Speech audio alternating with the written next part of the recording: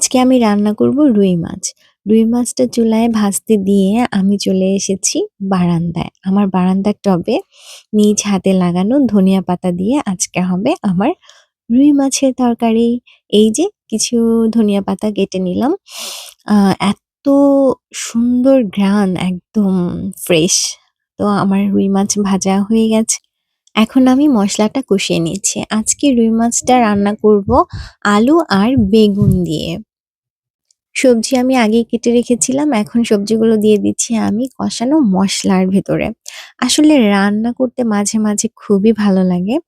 অনেক আগ্রহ নিয়ে করি, সব করে ফেলতে ইচ্ছে করে, কিন্তু আবার মাঝে, মাঝে খুবই বিরক্ত লাগে। একদম কিছুই করতে ইচ্ছে করে না। তো এখন আমি ধনেপাতাগুলো একটু ধুয়ে নিচ্ছি। আর এই পর্যায়ে এত সুন্দর একটা ঘ্রাণ বের হয়েছে। মানে ধনেপাতাগুলো ছোট, ছোট তো এর জন্য খুব সুন্দর ঘ্রাণ। এই তো আমার সবজি কষানো হয়ে গেছে। এখন আমি পানি দিয়ে দিচ্ছি। আর পানিগুলো যখন ফুটতে শুরু করলো, আমি রুই মাছগুলো দিয়ে দিলাম। তারপর দিয়ে দিব টমেটো। টমেটো কম পরিমাণে দিয়েছি কারণ টমেটোর যা দাম বাবা! আপেলের চাইতে টমেটোর দাম বেশি। মানে কি বলবো? আরো বেশি। মানে ২ টা আপেলের সমান একটা টমেটোর দাম। প্রচুর দাম।